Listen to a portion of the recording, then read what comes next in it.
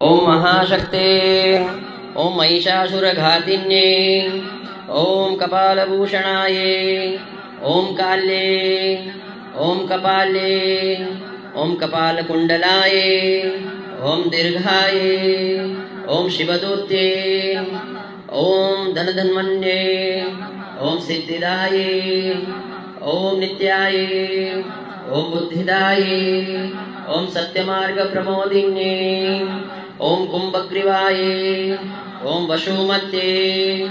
ओम छत्रछाया कृतालयाये ओम जयद्गर्भाये ओम कुंडिल्लिन्ये ओम भुजंकारशायिन्ये ओम प्रोलोत्सह सप्तपद्माये ओम नाभीनालमृडानिन्ये ओम मूलाधाराये ओम निराकाराये